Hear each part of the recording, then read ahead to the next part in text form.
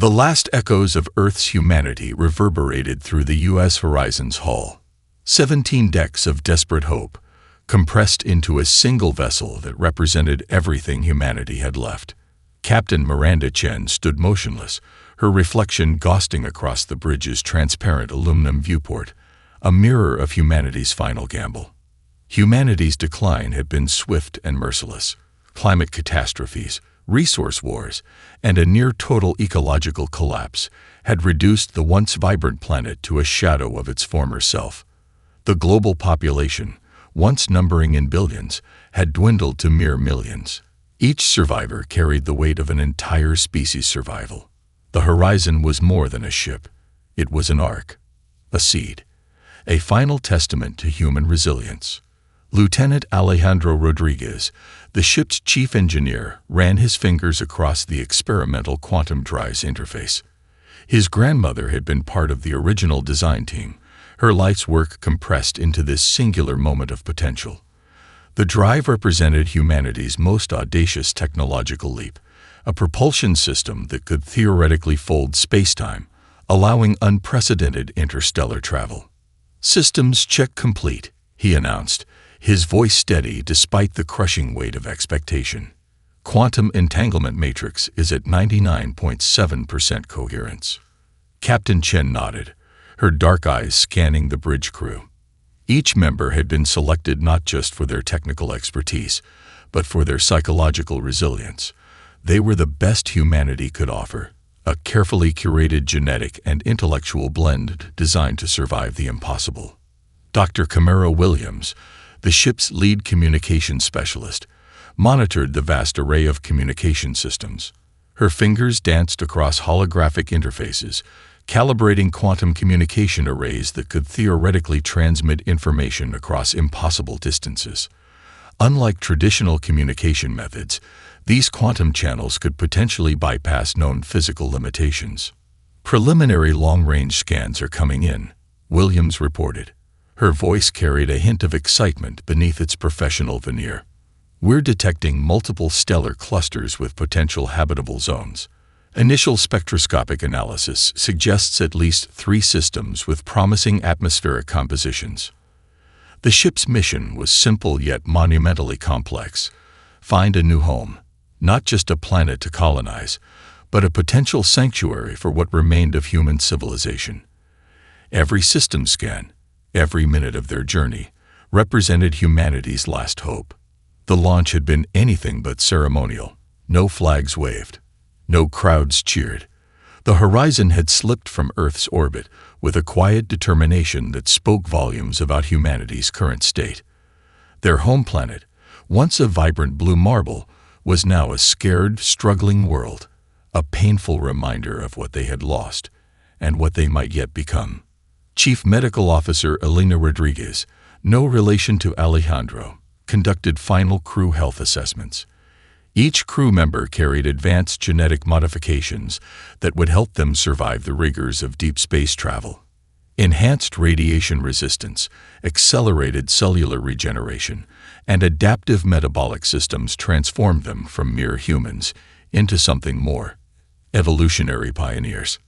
Quantum drive engaging in 3, 2, 1. Alejandro's voice cut through the tension. The universe seemed to fold around them. Stars stretched into impossible geometric patterns. Traditional understanding of space and time became meaningless. The Horizon wasn't just traveling. It was rewriting the fundamental laws of movement and existence. Captain Chen allowed herself the briefest moment of vulnerability. Her hand touched a small medallion hanging around her neck. A family heirloom passed through generations. It represented everything they were leaving behind and everything they hoped to become. "We are humanity's last hope," she whispered, a statement that was both a prayer and a promise. The impossible mission had begun. The quantum drive's disorienting collapse left a momentary silence on the Horizon's bridge. Captain Miranda Chen blinked, allowing her eyes to readjust as the ship's internal systems recalibrated. They had emerged in an unknown sector of space, surrounded by a cosmic landscape that defied human imagination. Lieutenant Alejandro Rodriguez's hands flew across the sensor arrays, his fingers leaving subtle trails of light on the holographic interfaces. "Multiple communication signals detected," he reported, his voice tinged with a mixture of excitement and apprehension.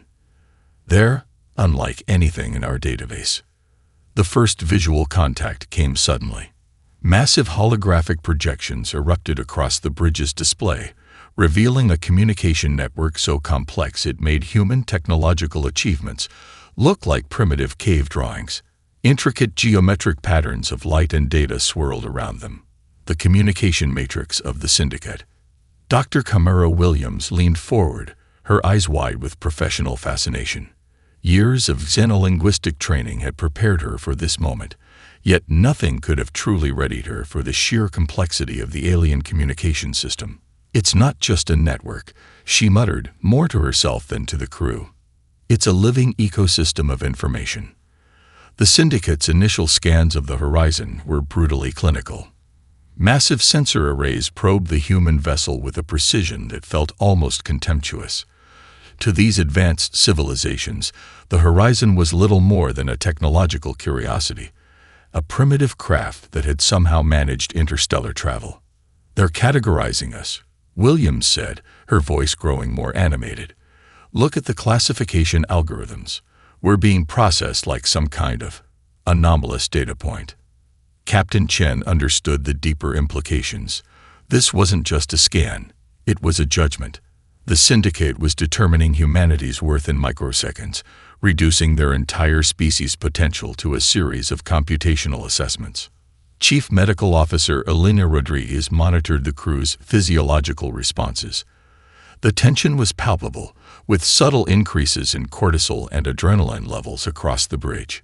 First contact was never just a technological moment. It was a profoundly emotional experience that would test the limits of human adaptability. Alejandro's console suddenly erupted with a cascade of warning signals. "They're attempting a direct data probe," he announced, his fingers moving with lightning speed, "trying to penetrate our communication systems." But the horizon was not defenseless. The quantum communication array, developed in the desperate final years of human technological innovation, was unlike anything the Syndicate had encountered. Where their probes expected rigid, predictable responses, they found something entirely different, a dynamic, adaptive system that seemed to learn and respond in real time. "They're confused," Williams said, a smile playing at the corners of her mouth. "Our communication protocols are responding in ways their algorithms can't predict." The Syndicate's communication vessels began to cluster, their massive holographic arrays reconfiguring. What had begun as a simple scanning operation was transforming into something more, a genuine attempt to understand this unexpected intruder. Captain Chen remained perfectly still, her posture a study in controlled tension. Years of leadership training, combined with the desperate hope of an entire species, focused in her single, unwavering gaze. The horizon wasn't just a ship. It was humanity's ambassador, its potential, its final argument for survival. "Continue passive monitoring," she commanded. "Let them look. Let them wonder." As the alien scans continued, something extraordinary began to happen. The Syndicate's initial dismissive approach was subtly changing. What had started as a computational assessment was becoming something more, a genuine curiosity about the small, seemingly insignificant vessel that didn't behave according to any known technological paradigm. The horizon had entered the galactic stage, and nothing would ever be the same. The first warning came as a subtle vibration, almost imperceptible, yet enough to send Lieutenant Alejandro Rodriguez's hand racing across the diagnostic panels. Crimson warnings exploded across the ship's primary navigation systems, transforming the bridge into a symphony of electronic panic. "Primary navigation matrix is failing," he called out, his voice cutting through the rising tension. "We're losing quantum alignment in 3 subsystems." Captain Miranda Chen's mind raced faster than the failing computer systems. 3 light-years from the nearest known outpost, with the Syndicate's communication networks still tracking their every move, a navigation failure meant certain doom. Most crews would have surrendered. The horizon was not most crews. Dr. Elena Rodriguez, the ship's chief medical officer, moved to the engineering station. Her background in biomechanical systems gave her a unique perspective on complex problem-solving. "We need a holistic approach," she muttered, her fingers already tracing alternative pathways on the backup systems. Alejandro's hands were a blur of motion. Backup systems, experimental interfaces, and jury-rigged communication arrays began to dance across his console. Traditional repair protocols were useless. They would need something entirely different. "I'm going to need every non-essential system," he announced. "Comm units, personal tablets, even the medical diagnostic equipment. We're going to rebuild this matrix from the ground up." The crew moved with a synchronicity born of months of intensive training and the desperate hope of an entire species. Dr. Camaro Williams began pulling communication arrays, her linguistic background providing unexpected insights into system interconnectivity. Medical diagnostic tablets became computational nodes. Backup power systems were rewired into quantum alignment matrices. What should have taken months of careful engineering was being assembled in hours. Captain Chen watched the impossible unfold. Each crew member moved with a purpose that transcended traditional understanding of technological repair. They weren't just fixing a navigation system. They were rewriting the fundamental approach to spacecraft engineering. Alejandro's voice cut through the controlled chaos. "We're creating a distributed computational matrix. Instead of a centralized navigation system, we're developing a living, adaptive network." The solution defied everything the Syndicate's long-range sensors expected. Traditional spacefaring civilizations relied on rigid, hierarchical computational systems. The Horizon was building something organic, something that could learn and adapt in real time. Hours passed like minutes. The ship's internal temperature rose as computational systems worked beyond their designed parameters. Sweat beaded on the crew's foreheads, a testament to the physical and mental intensity of their work. "Navigation matrix stabilizing," Alejandro announced, a hint of wonder in his voice. "We're not just repairing. We're evolving the system." When the Syndicate's analysis teams later reviewed the logs, they thought their translation matrices were malfunctioning. The repair process defied every known protocol of spacecraft maintenance. It wasn't just a fix, it was a complete reimagining of technological problem-solving. Dr. Elena Rodriguez looked at the newly created system with a scientist's critical eye. "It's more than a repair," she said quietly. "It's a living system now. It can predict, adapt, reconstruct itself." Captain Chen allowed herself the briefest moment of pride. This was humanity's true strength, not in advanced technology, but in the ability to imagine solutions that didn't exist moments before.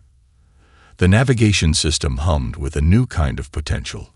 Where other species saw a catastrophic failure, the Horizon's crew had seen an opportunity for innovation.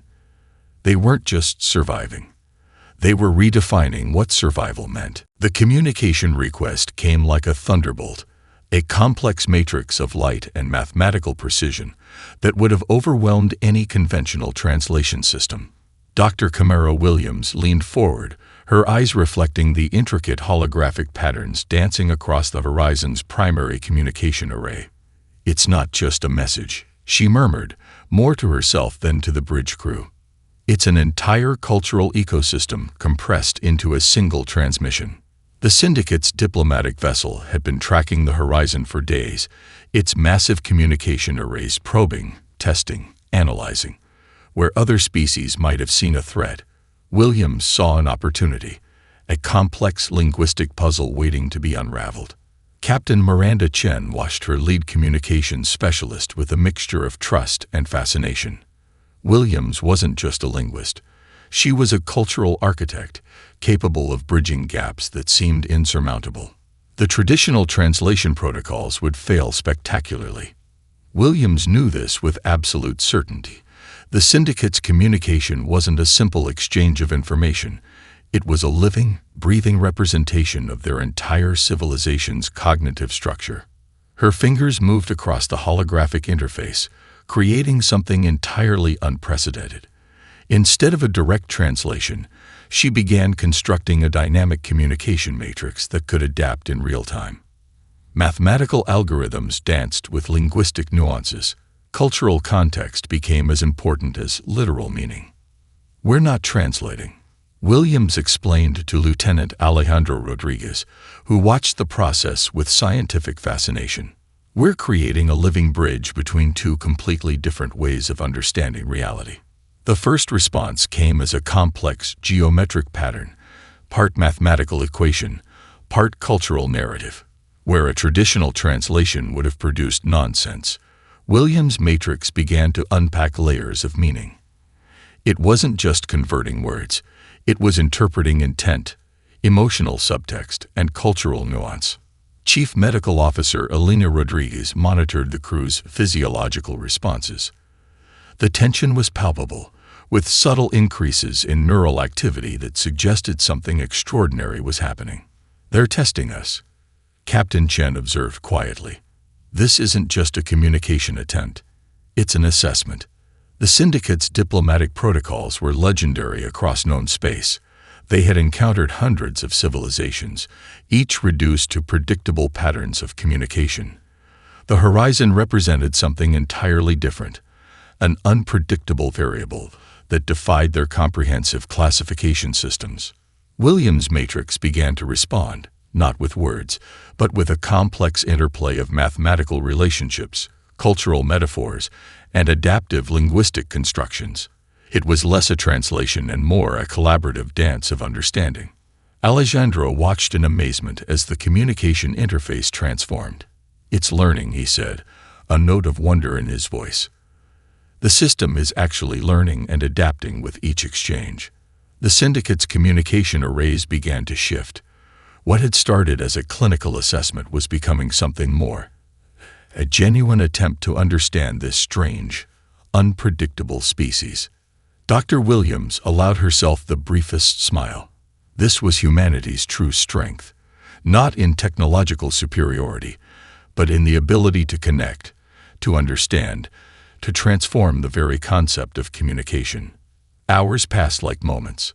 The communication matrix continued its complex dance, each exchange revealing deeper layers of potential. The syndicate's diplomatic vessels began to cluster, their massive communication arrays reconfiguring in response to this unexpected linguistic phenomenon. They were no longer just scanning the horizon. They were trying to understand it. Captain Chen watched the exchange, understanding that this was more than a diplomatic encounter. This was humanity's first true argument for its place in the galactic community, not through force, but through the power of understanding. The star system appeared ordinary at first glance, a collection of planetary bodies orbiting a medium-sized yellow star, unremarkable in the vast cosmic landscape. But Dr. Elena Rodriguez saw something entirely different. Where other species saw potential resource extraction, she perceived a living, breathing ecological network waiting to be understood. "Fold spectroscopic analysis," she called out, her voice cutting through the bridge's ambient sounds. Holographic displays erupted with cascading data, chemical compositions, atmospheric interactions, microscopic energy exchanges that most scientific teams would have overlooked entirely. Captain Miranda Chen watched her chief medical officer work, understanding that Elena Rodriguez was more than just a scientist. She was an ecological philosopher, capable of seeing connections that transcended traditional scientific boundaries. The initial syndicate long-range scans had classified this system as marginally interesting. A few rocky planets, some potential mineral deposits, nothing extraordinary. But the Horizons team saw a different story entirely. Elena's fingers danced across the holographic interface, revealing layers of ecological complexity that defied conventional understanding. "It's not just a planetary system," she explained to Lieutenant Alejandro Rodriguez. "It's a living system. Each planet, each asteroid, each microscopic energy exchange is part of a larger interconnected network." Traditional resource mapping approached planetary systems like mechanical puzzles, resources to be extracted, environments to be exploited. The Horizons approach was radically different. They were looking for balance, for potential, for the delicate networks of life that most spacefaring civilizations overlooked. A series of complex algorithms began to map out potential ecological restoration strategies. Where other species saw barren landscapes, Alina saw opportunity. Microscopic terraforming techniques, developed in humanity's most desperate years of environmental restoration, could transform seemingly dead worlds into thriving ecosystems. "Look at the chemical interactions," she said, zooming into molecular-level displays. "These aren't just random chemical exchanges. There's a pattern, a potential for life that's been dormant, waiting for the right intervention." The syndicate's research councils began to take notice. Their long-range sensors, initially dismissive, now captured something unprecedented. The human vessel wasn't just exploring, it was engaging with the planetary system in a way that defied their comprehensive classification systems. Alejandro worked alongside Alina, his engineering background providing a perfect complement to her ecological insights. "We're not just mapping," he observed.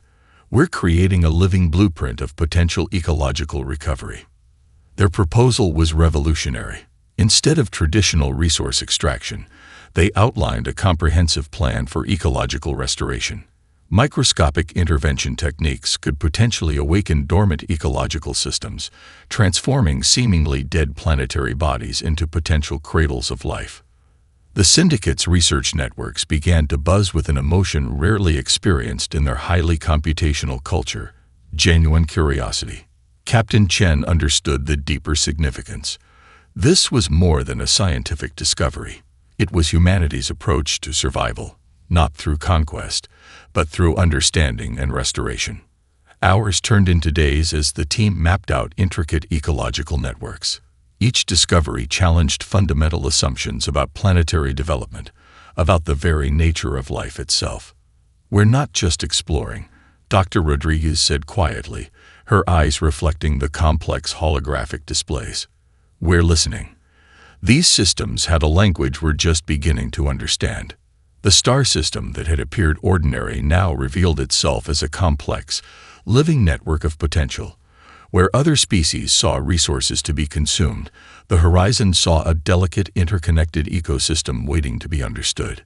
Humanity's first interstellar mission was becoming something far more profound, a testament to the power of observation, of understanding, of seeing potential where others saw only emptiness. The ion storm materialized without warning, a celestial nightmare that would have obliterated any other vessel in known space.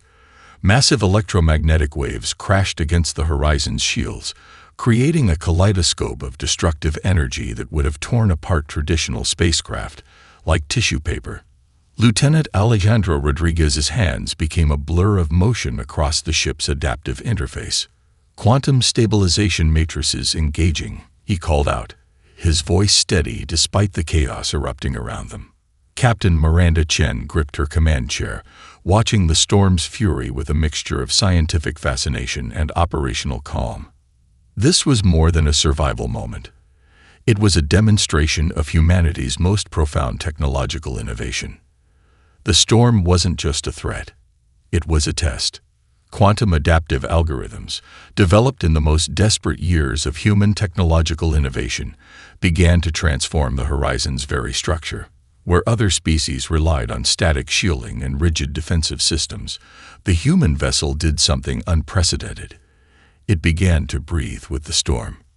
"We're not blocking," Alejandro explained to Dr. Camaro Williams, who monitored the communication systems. "We're negotiating. The ship is learning the storm's energy patterns in real time." Each electromagnetic wave became a complex mathematical conversation. The horizon's quantum matrix didn't just resist the storm, it understood it. Molecular structures shifted. Energy distribution patterns rewrote themselves millisecond by millisecond. The ship wasn't a static object anymore. It was a living, adaptive system. Dr. Elena Rodriguez monitored the physiological impact on the crew. Their enhanced genetic modifications, developed in humanity's most challenging years, allowed them to remain calm in what would have been a catastrophic scenario for any other species.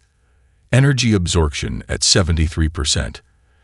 Alejandro announced, "We're not just surviving. We're converting the storm's energy." The syndicate's long-range sensors captured something unprecedented. A small human vessel wasn't just surviving an ion storm of galactic proportions. It was dancing with it. The storm's destructive potential was being transformed into a complex, adaptive energy exchange. Captain Chen's voice remained calm. "Continue full sensory recording," she commanded. "Every moment of this interaction is a scientific breakthrough." Holographic displays transformed the bridge into a living representation of the storm. Complex geometric patterns of energy exchange replaced traditional threat assessment models. The Horizon wasn't just a spacecraft anymore. It was a living, learning entity. Alejandro's quantum adaptive system continued its impossible negotiation with the storm. Energy waves that would have destroyed traditional shielding were being parsed, understood, converted. The ship's structure became fluid, molecular bonds shifting in real time to accommodate the massive electromagnetic forces. "We're rewriting the fundamental understanding of energy interaction," Dr. Elena Rodriguez observed, her scientific mind racing with the implications. Hours passed like moments. The ion storm, which should have been a certain death sentence, became a complex dance of technological innovation.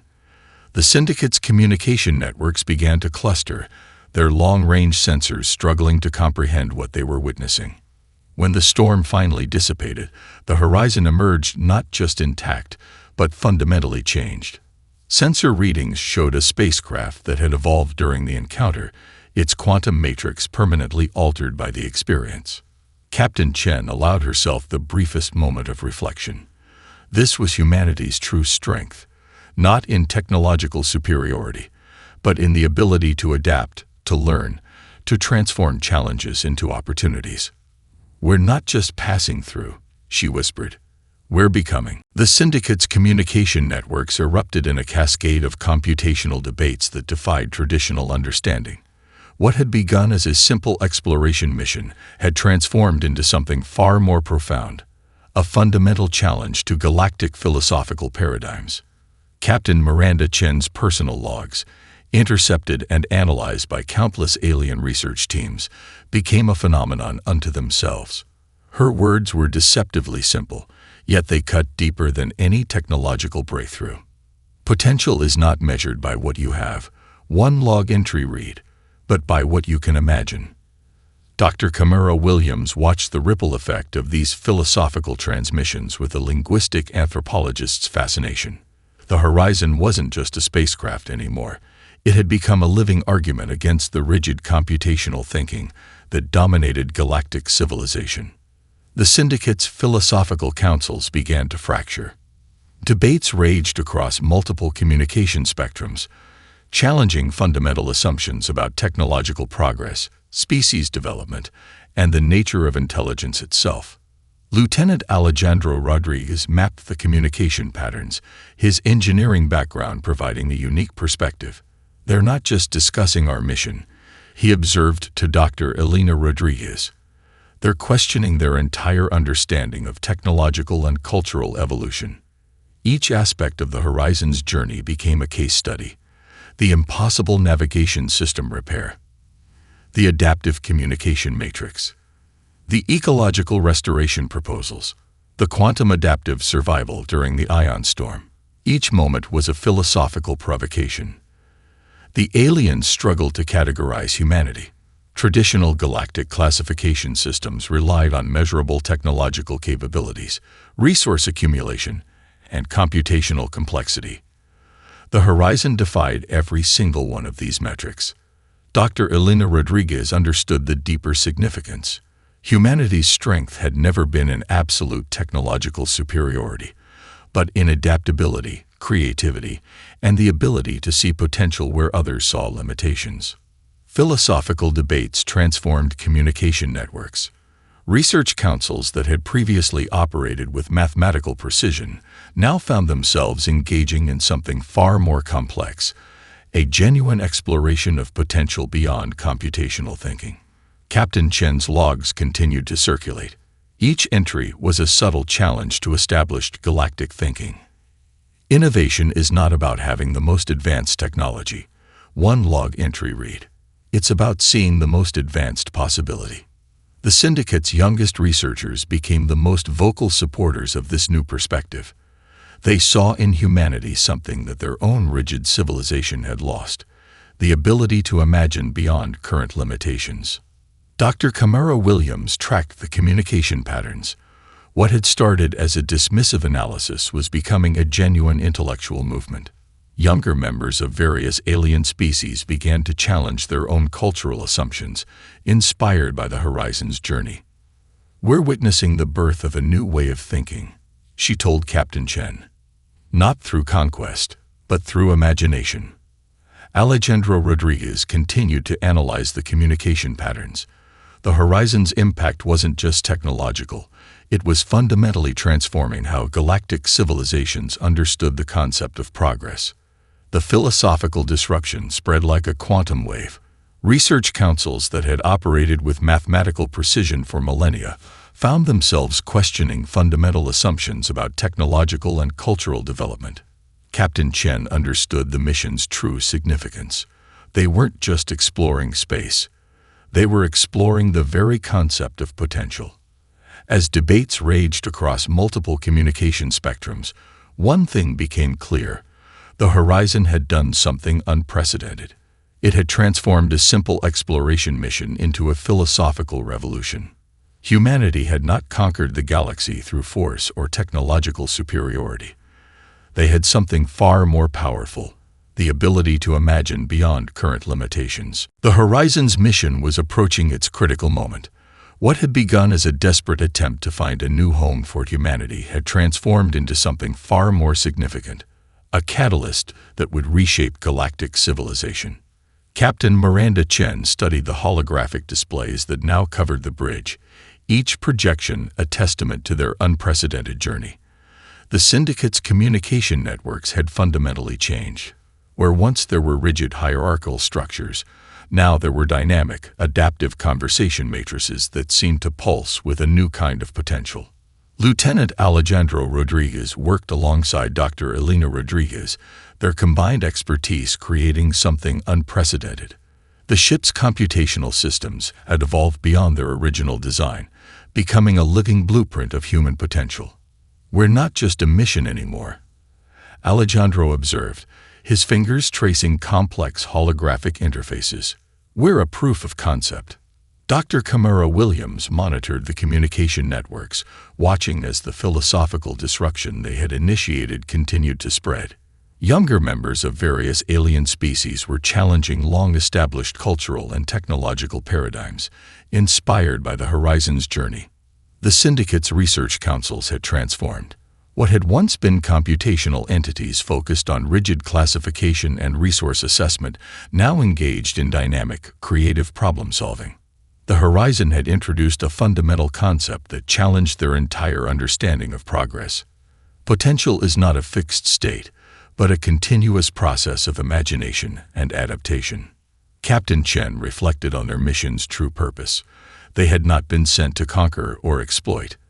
They had been sent as ambassadors of human potential, a single ship carrying the hopes of an entire species that had learned survival through creativity, adaptability, and hope.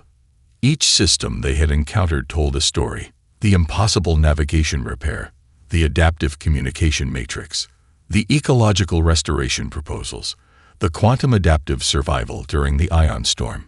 Each moment was a testament to humanity's core strength.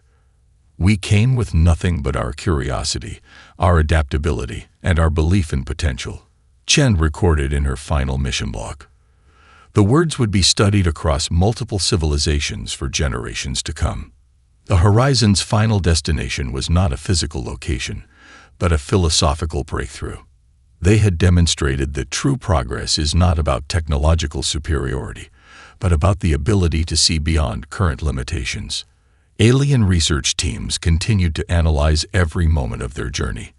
The ship's quantum databases contained more than just scientific information.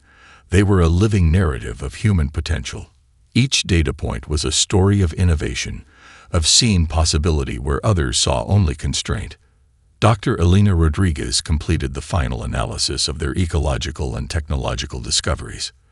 The proposals they had developed could transform multiple star systems, introducing a new approach to interstellar exploration that prioritized understanding over exploitation.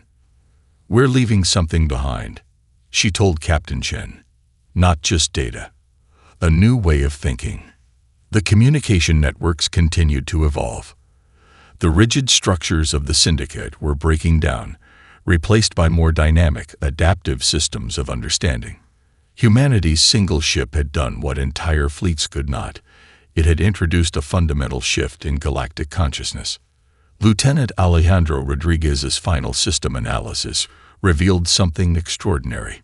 The Horizon itself had become more than a spacecraft. It was a living testament to human potential, a vessel that had continuously adapted, learned, and transformed throughout its journey. As they prepared for the final phase of their mission, Captain Chen understood the true significance of their journey. They had not been sent to find a new home. They had been sent to prove that humanity's home was everywhere, in potential, in imagination, in the ability to see beyond current limitations. The single ship that had been humanity's last hope had become something far more significant, a beacon of possibility for an entire galaxy.